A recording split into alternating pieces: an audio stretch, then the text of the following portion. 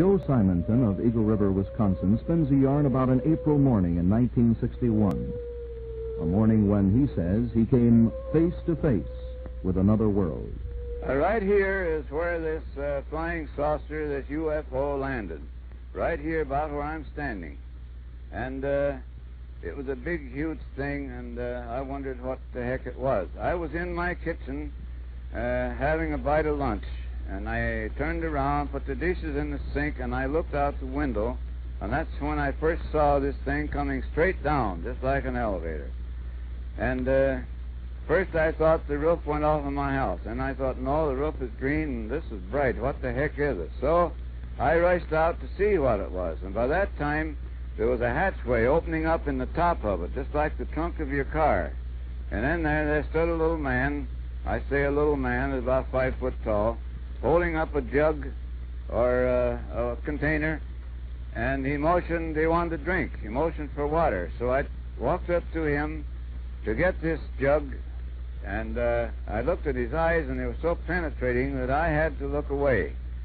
So I went to the basement to get this water, and I thought, well, they want water, so I'll take it up to them and see what happens. And with that, I brought the water up, and he was looking at me when I first came out of the basement. But I didn't look at his face until I got right up to him. Then I looked up, and I handed the jug up with both hands, and I had that same look in his eyes, a sort of a penetrating look. And when he took the water, I balanced myself with this hand against the machine, and I stepped back a few steps.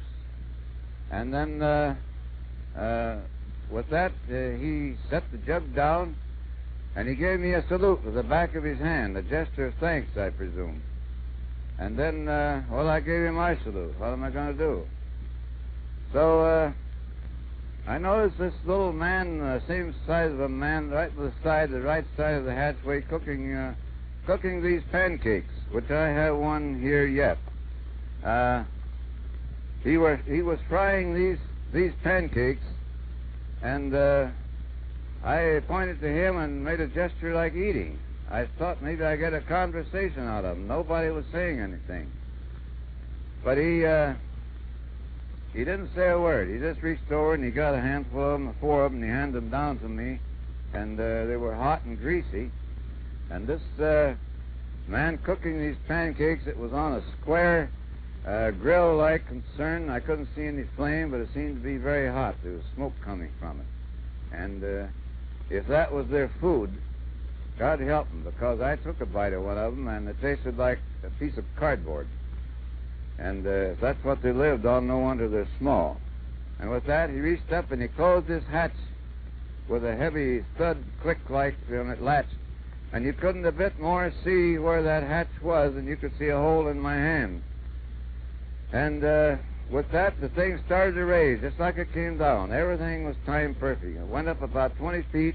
It tilted at 45 degrees straight south and shot off. And within 2 or 3 seconds, it was out of sight. Well, there I stood in the driveway with a handful of greasy pancakes and my mouth open, wondering what the heck I saw, what had happened. It is outside the realm of the Air Force to pass judgment on Mr. Simonton's case.